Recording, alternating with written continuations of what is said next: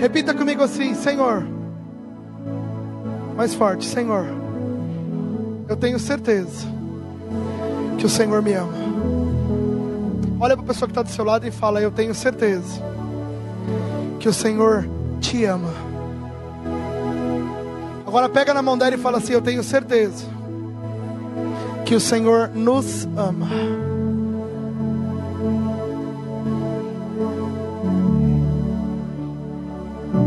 É para deixar você assim mesmo, com um sorriso 9:15. Sabe quem te ama? O Rei da Glória. Sabe quem te ama? O Pai da eternidade. Sabe quem te ama? O Príncipe da paz. Sabe quem me ama? O Deus forte. Sabe quem me ama? O Jeová Rafá, aquele que cura toda dor. Sabe quem me ama? O Senhor que é a minha justiça. Aí você fica olhando para mim com cara de interrogação: o Senhor me ama? Não, cara, o Senhor te ama. É outra história. O Senhor te ama, filho, entende? Não, meu irmão. O Senhor te ama. Você perdeu a chance de dar um brado. Eu vou repetir. O Senhor te ama. Te ama. Te ama. Te ama. Te ama. Te conhece pelo nome. Que coisa maluca, Eduardo. O Senhor conhece você pelo nome. O Senhor não tem como me esquecer. Sabe por quê? Eu estou gravado na palma das mãos dele. O Senhor não tem como me esquecer, porque um dia Ele precisou me resgatar das trevas. O Senhor não tem como me esquecer. Eu quero dizer uma coisa: quando o Senhor olha para mim, e quando o Senhor olha para você, eu tenho uma convicção tão grande que Ele faria tudo de novo, se fosse só por você. Tudo de novo. Não precisa, o sacrifício dele foi eterno. Ele já nos justificou de uma vez por todas. Eu estou colocando peso no que eu estou ministrando. Michele, Ele faria de novo só por você. Luciano, Ele faria de novo só por você. Nemo, Ele faria de novo só por você. Elton, Ele faria de novo só por você. Eu tenho certeza que lá no céu agora, sentado à direita de Deus Pai, olhando para esse culto que está acontecendo aqui no Vila Isabel, eu tenho certeza que Jesus olha para Deus Pai e fala assim: valeu a pena. Valeu a pena. Talvez eles não entendam muito bem, mas valeu a pena. Em algum momento o fato deles estar lá, o Espírito Santo vai convencê-los da justiça, do pecado, do juízo. Eles estão lá. Talvez eles não tenham noção da minha grandeza. Talvez eles não tenham noção da minha bondade. Talvez eles não tenham noção de quem eu sou. Mas o fato deles estarem lá, um dia eles vão olhar e falar: o Rei da Glória estava aqui o tempo todo. Ainda bem que agora eu pude vê-lo. Os meus olhos puderam contemplar o Rei da Glória. Sabe uma pessoa que é definida assim: o grande eu sou. Eu mando falar que quem mandou dar o recado? Sou o que sou. O que é? Que frase maluca.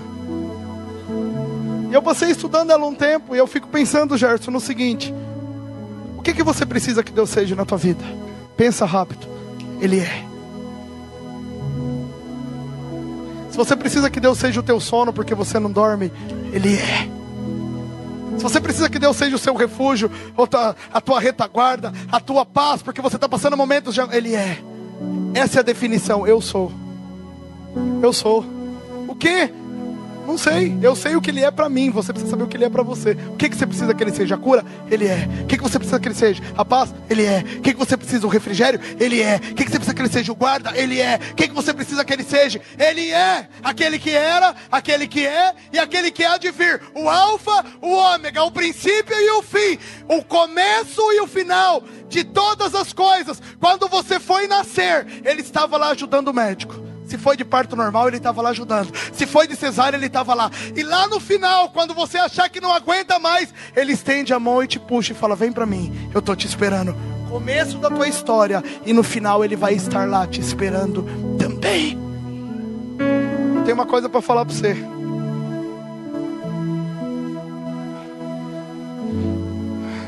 Esse moço que nós falamos agora dele, ele se importa com você. Ah, você nem entendeu não. Vou repetir. Ele se importa com você. Tá difícil? O Senhor tá de olho na tua situação. Que isso, Ney? Ele não vai perder tempo. Não, quando Deus olha para mim e para você, Ele nunca acha que tá perdendo tempo. Ele olha e fala: que isso, o problema da Raquel é meu problema, tô junto. Ah, Ney, mas será que Ele vai se preocupar por causa que um amigo me traiu? Claro que vai, Ele sabe o que é ser traído por amigos. O seu problema para Deus é fantástico, cara. Ele cuida de você. Ele não releva, Ele não deixa passar. Ah não, é só uma dor de cabeça. Ele teve dor de cabeça também, Ele sabe. Por isso Ele dá atenção para isso. Ah não, eu estou sofrendo tanto, meu corpo está definhando, eu não aguento mais de dores. O Senhor se preocupa com isso também. Ele sabe o que é passar dores. Lembra da Via Crucis? Eu ministrei de manhã um pouquinho aqui. O chicote na ponta tinha 9 pontas. Um chicote com 9 pontas.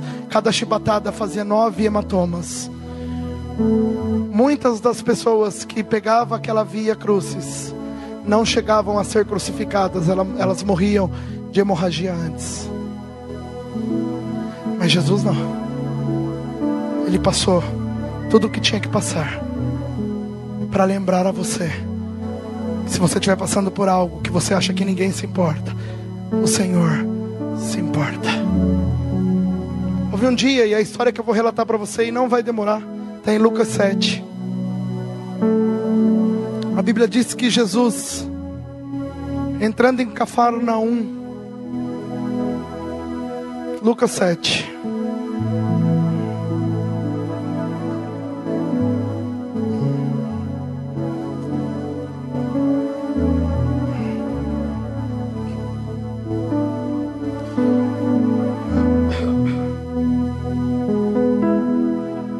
Quando acabou de transmitir aos ouvidos do povo todas essas palavras, entrou em Cafarnaum. Ora, um centurião tinha um servo a quem prezava e que estava doente à morte. Tendo ouvido falar de Jesus, enviou-lhe alguns dos anciãos dos judeus para pedir-lhe que fosse salvar o servo. Estes, chegando a Jesus, rogavam-lhe insistentemente: Ele é digno de que lhe conceda isso, pois ama a nossa nação, e até nos construiu a sinagoga. Jesus foi com eles. Não estava longe de casa quando o centurião mandou alguns amigos lhe dizerem: Senhor, não te incomodes, porque não sou digno nem de que entres em minha casa, nem mesmo me achei digno de ir ao teu encontro. Dize, porém, uma palavra para que o meu criado seja curado, pois também eu estou sob uma autoridade, e tenho soldados às minhas ordens. Ou seja, eu estou abaixo da autoridade de alguém, e existem pessoas abaixo de mim, ok? A um digo, vai, e ele vai. A outro, vem, e ele vem. E ao meu servo, faze isso, e ele o faz. E ao ouvir tais palavras, Jesus ficou admirado, e voltando-se para a multidão que o seguia, disse: eu digo que nem mesmo em Israel encontrei tamanha fé. E ao voltarem para casa, os enviados encontraram o servo em perfeita saúde. Não fecha a tua Bíblia. Jesus, quando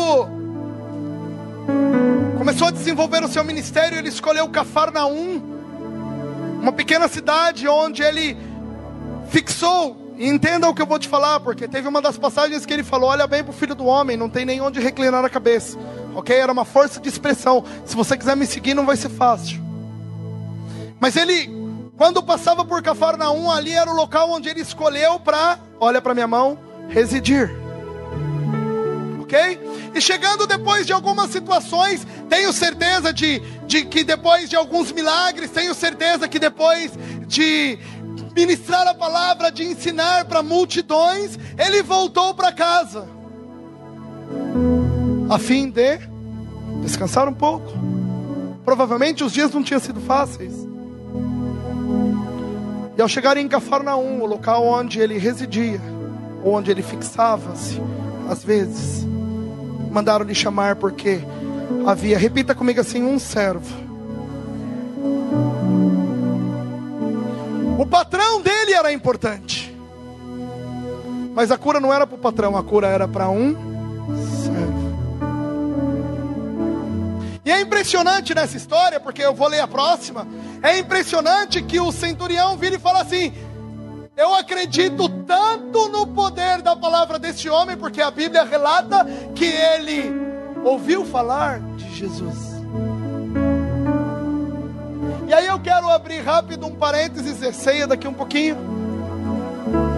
Repita comigo assim: Jesus precisa ser transmitido através da minha vida.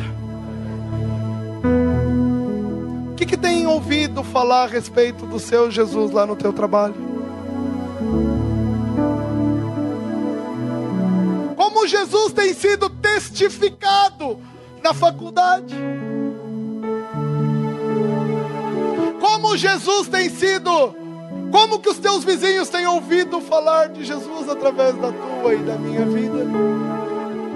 Porque o centurião ouviu falar de Jesus e pediu para chamá-lo.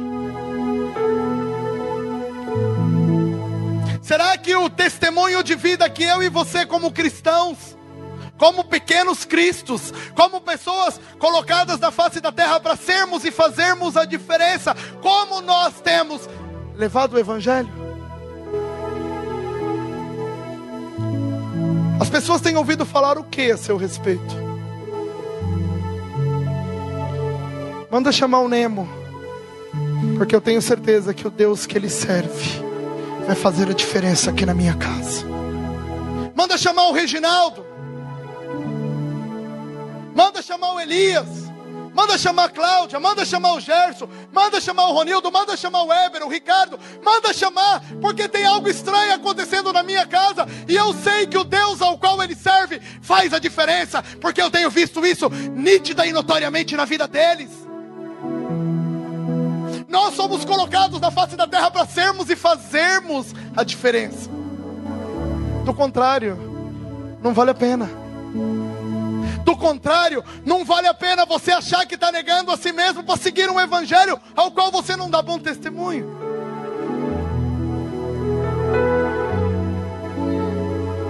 E o que me deixa impressionado é que são duas histórias antagônicas, porque o centurião era alguém conhecido, e a fé dele se tornou de forma tão pública e notória, que ele vira e fala assim: avisa para o mestre que eu tenho tanta certeza do que ele fala, que ele não precisa nem chegar até aqui.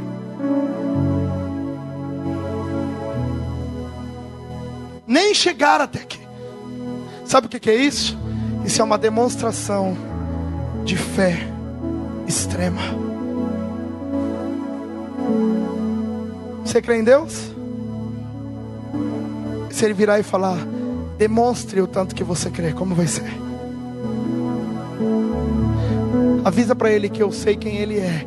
Ele não precisa nem se dar ao trabalho de vir até aqui. Basta uma palavra dele, que eu sei que tudo vai se fazer ou se desfazer. E aí, seguindo a história abaixo, Jesus sai de Cafarnaum e vai até um lugar chamado Naim.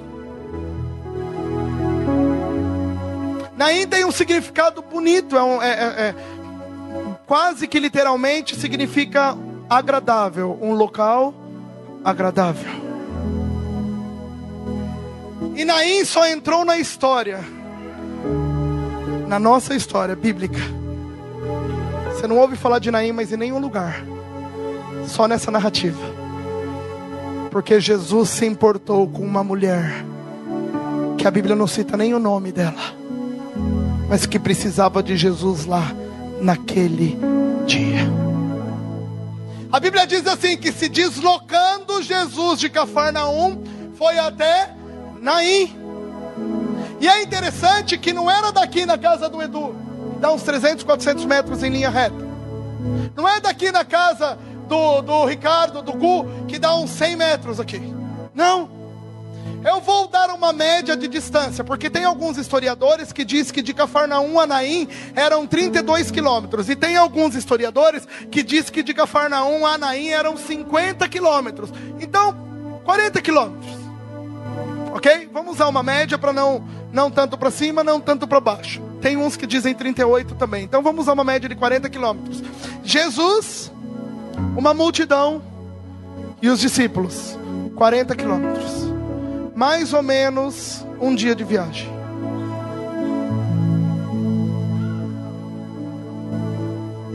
E é interessante que quando eu estou seguindo o texto, só isso, só estou seguindo o texto. Por isso eu falei para você não fechar. Eu não vou ler, a história tá bem fixa na minha cabeça.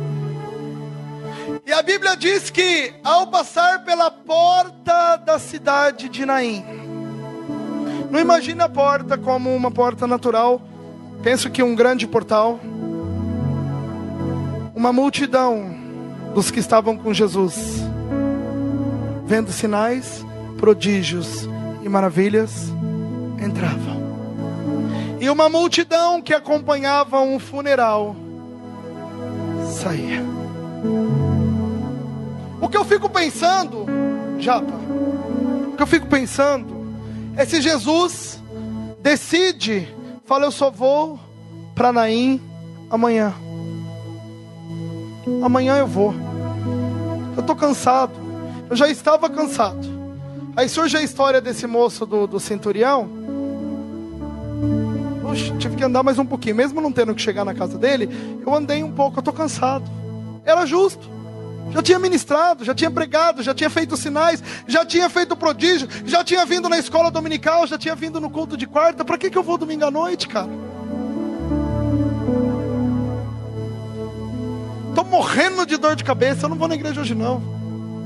Estou morrendo de cólica, as moças, não vou hoje não. Ei, eu vou te ensinar um segredo. Se você ficar em casa por causa de enfermidade, você vai tomar remédio e a enfermidade vai continuar lá. Se você ousar a sair de casa porque tem algo te incomodando e se reunir na comunhão dos santos, eu tenho certeza que o dono de todas as coisas vai gerar a tua e a minha bênção. Você perdeu a chance de dar um brado. Nossa, não... o que aconteceu, Marlon? Que você não vem na igreja? Meu Deus, e é verdade, dor de cabeça, era verdade, ele não tá brincando não. Aí a gente liga depois do culto para saber, e aí, melhorou? Melhorei nada, rapaz, parece que piorou. Então por que não veio pro culto? Vem pro culto, porque aqui nós vamos orar e Deus vai curar. Deus vai curar. Deus vai fazer algo diferente. Deus vai fazer algo novo. Deus não se atrasa. Jesus poderia decidir descansar e ir para Naim no outro dia, mas aí as duas multidões não se encontrariam. Repita comigo assim: Jesus não chega nem um minuto atrasado. Se importa com você.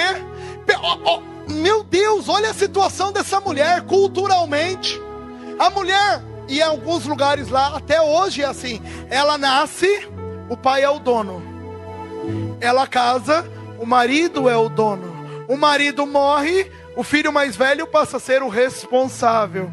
E se o filho mais velho morre, o cunhado assume a bronca. Se o cunhado não assumir a bronca, ela está literalmente jogada ao vento. E a Bíblia relata que a multidão encontrou-se uma com a outra no velório, com um corpo do filho único de uma mulher viúva. Percebe se Jesus decidisse descansar? Como ia ficar a situação dessa mulher? Percebe se Jesus tratasse as suas coisas como você trata as coisas dele? Você já parou para pensar nisso? Se você ora desesperado e fala: Jesus, preciso de um milagre agora. Ele fala: agora não dá, estou atendendo a Aninha. Vem daqui a pouco. Recebe, Ana. Jesus, fiz a entrevista. Eu preciso que o cara ligue hoje para me dar resposta, senão eu vou morrer. Então morre, eu não vou te ligar, não vou dar resposta nenhuma hoje. Vamos ajudar na semente do bem, irmão? Ixi, hoje não dá. O que aconteceu, irmão? Estou cansado. Vamos recolher alimento, irmão? Hoje, nossa, se fosse sábado passado ou sábado que vem, daria, mas nossa, hoje não dá. Acredita? Não acredito. Vamos para a célula de jovens hoje? Rapaz, estou cansadão, estou doente, está doendo o meu dedão. Ô preguiçoso, vai ter com a formiga. Porque se Jesus tratar você do jeito que você trata as coisas dele, você está na roça.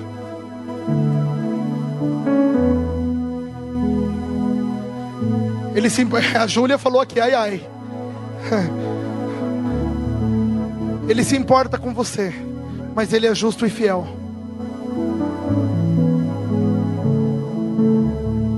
E é interessante que a multidão de Jesus estava alegre.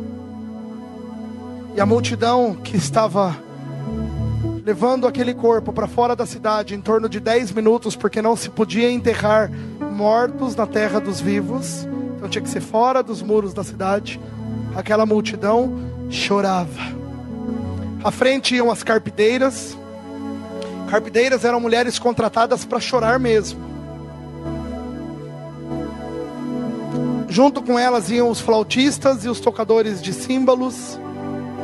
À frente do corpo ia a mãe, carregando o corpo iam 4 pessoas, e atrás a multidão. E eu chego a pensar, e me permitam pensar assim, as carpideiras que eram contratadas para chorar, eu penso que por causa da situação daquela mulher, elas choravam para valer mesmo, porque sabiam que para ela não tinha saída. Talvez você tenha entrado aqui nessa noite com uma situação que não tem saída. Você já tentou para todo lado, no relacionamento, na saúde, no trabalho, na faculdade, no ministério, na igreja. Você já tentou de tudo, não tem saída. Já era.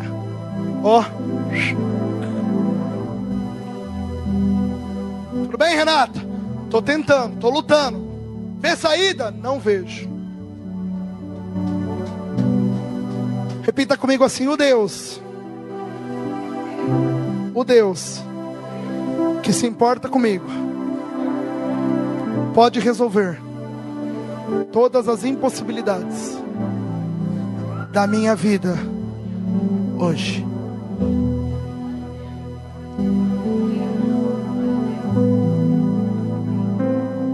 Porque a Bíblia diz que Jesus se compadeceu da situação dela. E aí eu quero fazer um paralelo, porque o centurião estava tão cheio de fé que Jesus não precisava chegar na casa dele, mas com essa mulher não teve nem diálogo. E eu tenho certeza que se fosse falar sobre fé com ela, ela ia meter a marreta em quem chegasse perto. Não me fale de fé, rapaz, porque se existe um Deus, ele deve estar de brincadeira comigo. Ela questionaria, eu tenho certeza que ela questionaria. Sabe por quê? Está escrito no livro de Salmos que era estranho uma pessoa morrer no meio da idade. Salmos fala disso. Se você voltar lá em 1 Reis 17, 18, quando a viúva de Serepta encontra com Elias, ela vira para ele e fala assim: você já veio trazer juízo sobre as minhas iniquidades, por isso é que meu filho morreu? Isso não era bom. Você falar de fé com aquela mulher de Naim não era uma boa ideia naquela época, naquela hora. E eu quero te dizer, amigo, que tem situações, tem momentos em que você ora, jejua, pula, fica de ponta cabeça, vem na igreja aqui, vai na igreja da frente, vai para todo lado. E tem momentos que a tua força começa a ir embora. Tem momentos que você questiona e fala assim: vamos ter fé, irmão. Aí você vira e fala assim: é porque não é com você. Eu quero te dizer que mesmo nessas situações, o Senhor se importa com você. O Senhor não conversou com a mãe. O Senhor não conversou com as carpideiras. O Senhor não conversou com os músicos que iam à frente tocando. O Senhor não falou com a multidão que chorava. O Senhor olhou para ela e se compadeceu dela. O Senhor se importou com ela. Olha para a pessoa do seu lado e fala assim: o Senhor se importa com você. Isso precisa mudar a tua história hoje. Isso precisa mudar a sua trajetória hoje. Você precisa parar de olhar para você com esse olhar tão crítico, tão desprovido de graça, sabe, desgraçado. Eu não dou mais nada, não dá, já dei o que tinha que dar. Sabe, desse mato não sai mais nada. Já cantei, já ministrei, já preguei, mas hoje não. Repita comigo assim: o Senhor hoje revigora as minhas forças no meu corpo físico, na minha vida ministerial, na minha vida familiar, na minha vida profissional, no meu relacionamento com os meus vizinhos. O Senhor hoje faz nova todas as coisas em minha vida. Eu não sei se você acredita muito nisso, mas se você acredita, dê uma salva de palmas bem forte.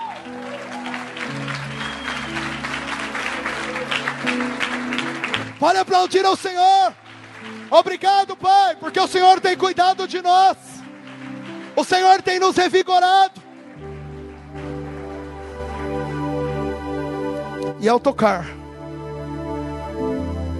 não era caixão, era uma madeira onde o corpo ficava amarrado em cima.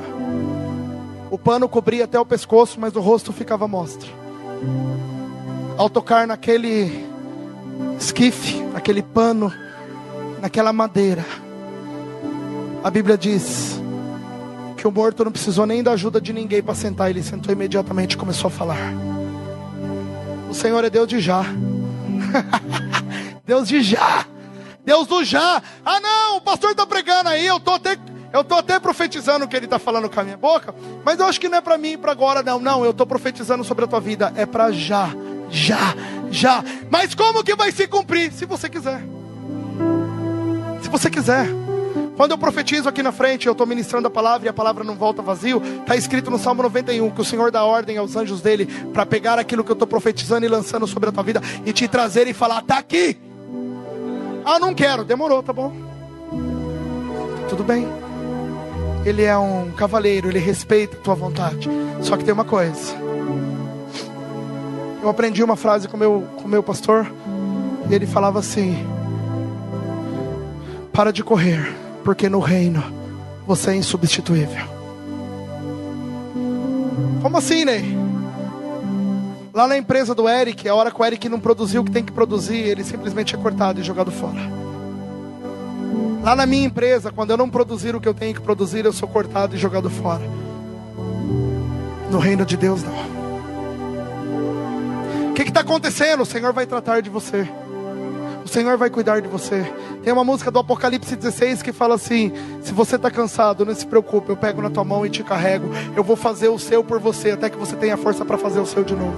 O reino de Deus é assim. Ah não, você não quer mais nada, Mirna? Tira a Mirna, bota para lá. Não, você pode, a igreja pode até fazer isso, mas o Senhor não faz não, cuidado, viu? Isso deve levar você a pensar uma coisa que é muito importante. Se o Senhor tem algo para mim, no reino eu sou insubstituível. Quando eu rejeito aquilo que o Senhor tem para que eu faça aqui na terra, como que eu vou ser analisado lá no final? O que você fez com o que eu dei para você fazer? O que você está fazendo?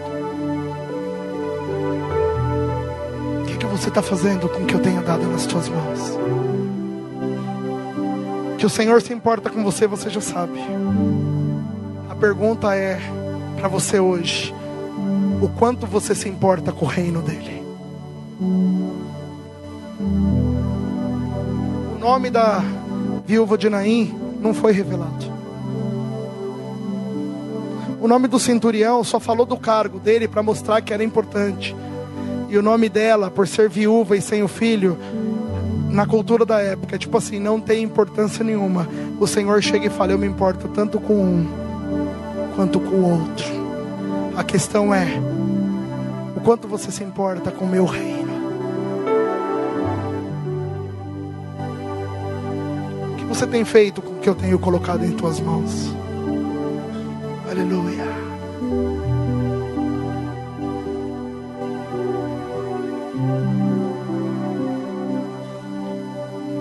O morto se levantou. O doente, o servo, foi curado. Será que o Senhor não poderia fazer algo na tua situação hoje? Será que o Senhor não poderia tratar você na área, o grande eu sou, lembra? Porque aqui nós temos muitos diferentes, nós somos todos diferentes. Cada um tem o seu tipo de dificuldade. Mas o grande eu sou está aqui nessa noite para falar para você assim: é isso que você precisa, estou aqui. Mas o que eu faço? Clama a mim e responder-te-ei, e anunciar-te-ei coisas grandes e ocultas que você nem pensa. Mas não tem jeito, quase impossível. Não tem porta? O Senhor cria uma porta para você. Não tem saída? O Senhor cria uma saída para você. Não tem luz no fim do túnel, Ney, porque não tem nem túnel. Não se preocupe, o Senhor faz um túnel para você. Mas não se esqueça, Ele quer que você dê a mesma importância para o reino que Ele dá para você. A mesma. O Senhor espera que eu e você tenhamos uma reação positiva para o nome e honra e glória de Cristo Jesus. O sangue que foi derramado na cruz do Calvário por mim e por você, ele não pode ser em vão. Quando Jesus fala assim na cruz, e eu ministrei de manhã um pouquinho disso: eu tive sede. Estou com sede. Estou com sede. Molharam algo com vinagre, colocaram numa planta de sopa, levaram até a boca dele. Esse vinagre que diz que foi colocado, o nome pode ser chamado também de Pascá ou Pascuá. É interessante que quase lembra Páscoa. Volta para o Êxodo, passa o sangue no umbral da porta, mata o cordeiro, pegue um hisopo, a mesma planta, e coma a primeira Páscoa comigo. O culto de Santa Ceia é a celebração do Cordeiro de Deus que morreu na cruz do Calvário por mim e por você. Eu quero dizer para você, perante a nossa igreja, o sangue vertido na cruz do Calvário por mim, eu tento fazer valer a pena todos os dias. Como que é isso? Não envergonhando o evangelho ao qual eu levanto a bandeira, não correndo atrás do vento, acreditando que Ele é o que Ele diz que é, e que Ele faz o que Ele diz que faz, acreditando nas promessas que Ele tem para mim, uma por uma, acreditando. Quanto tempo vai demorar mais? Não sei. Eu sei que se Ele prometeu, Ele vai cumprir. Primeiro, porque eu caminho na direção da promessa. Segundo, porque eu não desisto. Eu não desisto. Não desisto.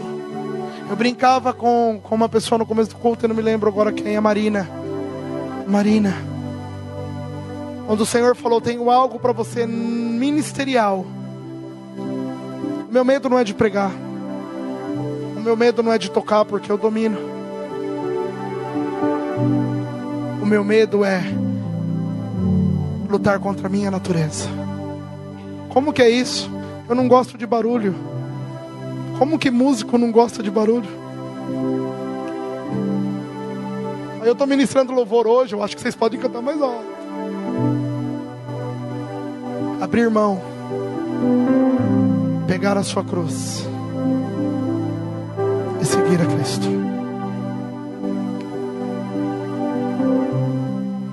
O quanto você se importa com o reino, porque Ele se importa com você. Tem áreas da tua vida que está morta. Mesmo que ressuscitou o filho da viúva de Naim, está aqui nessa noite, pode ressuscitar as áreas que estão mortas na tua vida hoje. Não é amanhã, não é depois de amanhã, é hoje. O mesmo que curou a enfermidade, e olha que interessante, Ele se preocupou com a enfermidade, Ele se preocupou com a morte, Ele se preocupa com a tua falta de paz, Ele se preocupa com todas as áreas da tua vida. Isso deve te deixar mais tranquilo. E muitas vezes você fica desesperado, e eu tenho ouvido isso, e é uma teologia que eu não acredito. Não acredito.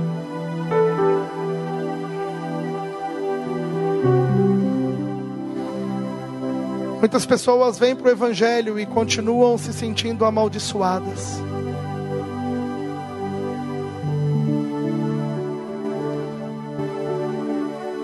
Levanta tua mão e fala assim: o Senhor que habita em mim me abençoa todos os dias.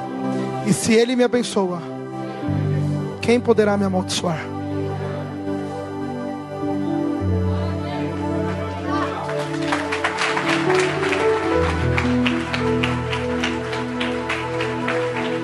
Nem fulano de tal me lançou uma maldição, estou morrendo de medo. Eu vou te ensinar o que é maldição. Bênçãos é você obedecer a Deus. Maldição é você conhecê-lo e desobedecê-lo. Bênção é você andar naquele que diz que é o caminho, a verdade e a vida. Maldição é você conhecer o caminho e viver fora dele. Ele está te conduzindo, não é uma maldição dessas que a turma fala: te amaldiçoou. Pode amaldiçoar quem você quiser, querido, porque ninguém ousa me amaldiçoar, porque eu sou abençoado do Senhor. Mas para que isso se cumpra na minha vida, eu preciso obedecer. Se atentamente ouvirdes a minha voz e obedecer, aí tem bênçãos. Só que a gente gosta de parar no Deuteronômio 28 enquanto tem bênçãos, porque a hora que começa o 15, ó. Quer ser abençoado? Eu sou. Tem um preço: obediência. Para você ser amaldiçoado, não precisa ninguém te lançar maldição, não. Desobedeça a Deus. Vive fora da rédea dele. Vive fora do caminho dele. Vive fora. Nossa, pastor, Deus tem rédea? Não se preocupa não, viu? Porque quando você chama Senhor, não é igual o tiozinho da padaria que fala: Senhor, dá um café. Não. A palavra Senhor, Adonai, no original é dono. Ele é o teu dono. Se você não concorda com isso, o caminho é errado. Senhor, é isso aí, meu dono. Meu dono. Isso deve mudar o jeito de você pensar quando você ora e fala assim: eu exijo que você me dê alguma coisa. A oração fica esquisita, não fica? Meu dono, me dá isso aqui. Não, nego. Não se preocupa, ele se preocupa com você. E você não precisa ficar gritando com ele e exigindo nada. Ele conhece as suas necessidades. E tem prazer em supri-las. Ele te chama pelo nome, Ele te reconhece como filho. A todos quanto receberam quem? Jesus Cristo lhes é dado o direito, o poder de serem feitos filhos de Deus. Você pode chamar Deus de paizinho querido, Abba Pai, lembra? Você não precisa ficar gritando com Ele. Quer ser abençoado? Ande nos caminhos do Senhor e obedeça. Do contrário, a maldição vem sobre você. O diabo está de olho em você o tempo todo. Mas o que eu faço para me livrar dessas coisas aí, Ney? Repita comigo assim: o sangue de Jesus me justificou. O sangue de Jesus me purificou. O sangue de Jesus me santificou. Repita comigo assim: eu sou puro e santo, limpo e separado, abençoado e bendito. Isso é o que você é.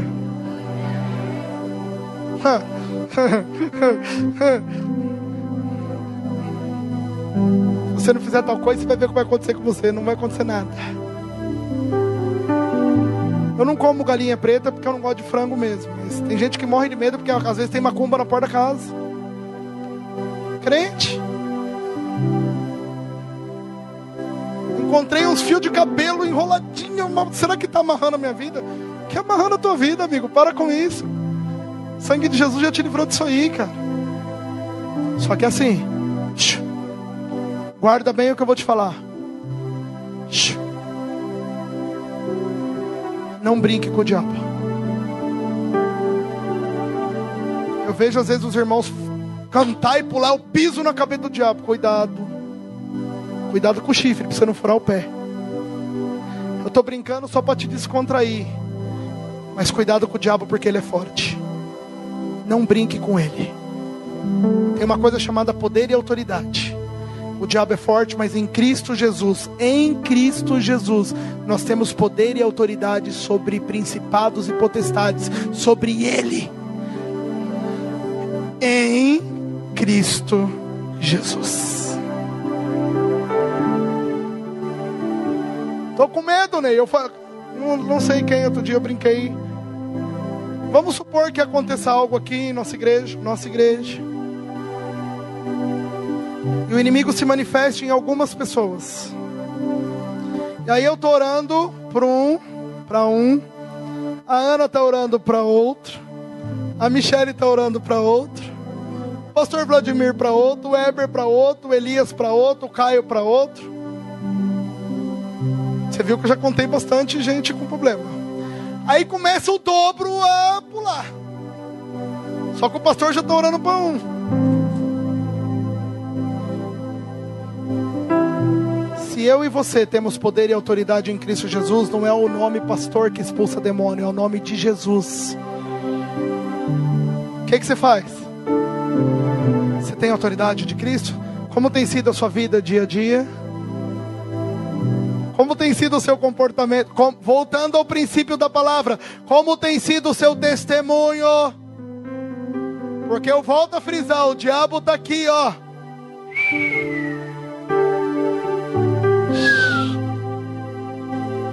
Sai, demônio, sai não, você é meu também.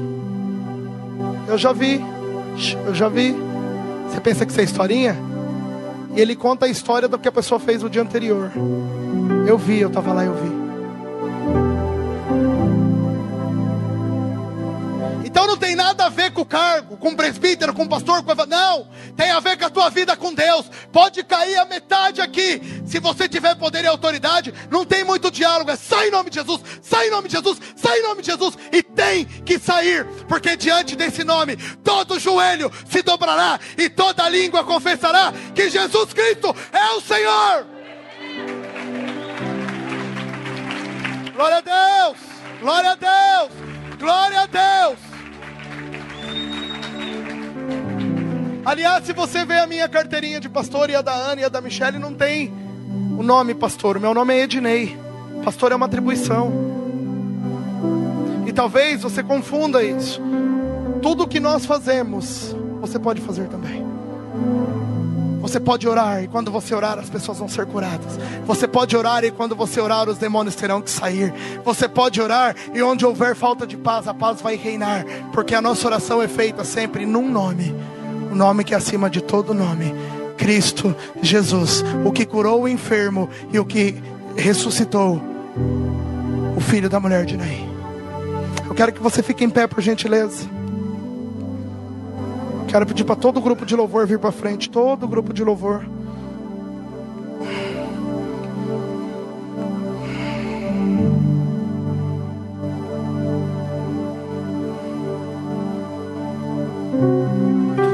Feche seus olhos, por gentileza.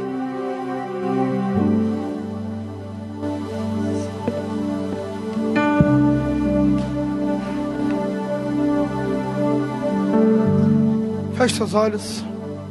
Deixa o grupo se posicionar aqui.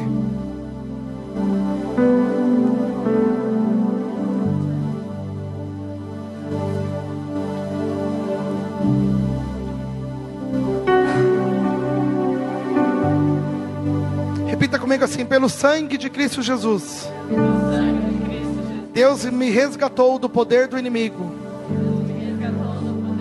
e me trouxe para a luz. Pelo sangue de Jesus, todos os meus pecados foram perdoados. Pelo sangue de Jesus, eu fui justificado. E Deus não se lembra mais dos meus erros.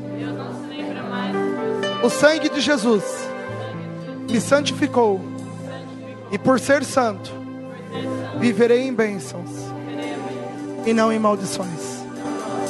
Amém. Talvez você olhe e você não entenda. Talvez você ou ainda não recebeu o Senhor como teu Salvador, ou você nunca participou dessa cerimônia, dessa celebração de ceia. Esse momento é o momento em que o suco de uva simbolicamente passa a ser o sangue de Cristo Jesus. Esse que nós oramos agora. Esse momento é o momento em que simbolicamente o pão partido aqui passa a ser o corpo dele que foi machucado para que eu e você tivéssemos vida e vida em abundância. Esse momento, ele é um momento em que, quando Paulo escreve lá em Coríntios, fazer isso em memória de mim, todas as vezes que se reunirdes em meu nome. É mais do que você simplesmente pegar o cálice e pegar um pedacinho de pão e comer. Esse momento, ele é extremamente nobre, de uma lembrança de alguém que me tirou da escravidão e me tornou livre. Talvez você, por um motivo ou por outro, você está sem se falar com o teu irmão. Estou falando do irmão em Cristo, mas pode ser também o teu irmão de sangue. Pode ser também a tua esposa ou o teu esposo, teu namorado, tua namorada, teu noivo, tua noiva. Pode ser que por um motivo ou por outro você está numa situação desconfortável com teu pai, com a tua mãe, ou pais com filhos. E muitas pessoas pegam, examine-se a si mesmo. E durante muito tempo eu fui ensinado assim. Se você estiver nessas condições, olha cá, não toma ceia. Porque aquele que come e bebe nessas condições está bebendo para sua condenação, e é verdade. Mas eu te convido hoje a entender, a arrepender-se dos seus erros, a mudar de rumo a tua história, a se consertar com o teu próximo, corrigir o que tem que corrigir. É mais fácil ficar sem tomar ceia do que chegar para o irmão e falar: meu irmão em Cristo, me perdoa, eu pequei contra você. Mas isso tem que ser feito mediante ao arrependimento. E o arrependimento é algo que o Espírito Santo pode gerar em você agora. Lembra? Deus é o Deus de já. Porque se o Espírito Santo não gerar isso em você, amanhã você está fazendo de novo. E na próxima ceia de novo pedindo perdão. E eu estou falando aqui da comunhão da igreja, mas isso é entre família, é entre irmãos. Entenda aí o que eu estou ministrando. Enquanto o louvor vai cantar essa música agora que fala pelo sangue, eu quero que você cumpra as escrituras e examine-se, pois. Se há algo que você pode consertar agora, o faça. Se tem algo que você precisa consertar com o teu irmão ou com alguém que está aqui, o faça. O sacrifício que foi feito na cruz é muito maior do que isso. Isso se chama se importar com o reino. Lembra? Eu falei disso. O Senhor se importa com você, mas e você se importa com o reino? É melhor deixar o reino dividido porque você não tem coragem de se acertar? Não.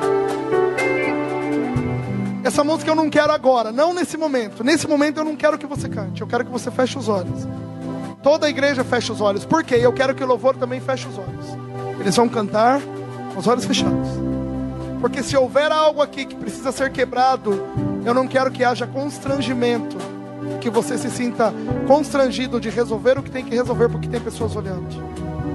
Eu sei que sou bonito, mas não é para você me olhar mais. Agora não. Agora é para você orar. Agora é para você examinar-se, pois. Agora é para você se consertar com o Pai o que tem que consertar e participar dignamente do sangue e do corpo do Cordeiro que foi vertido na cruz do Calvário.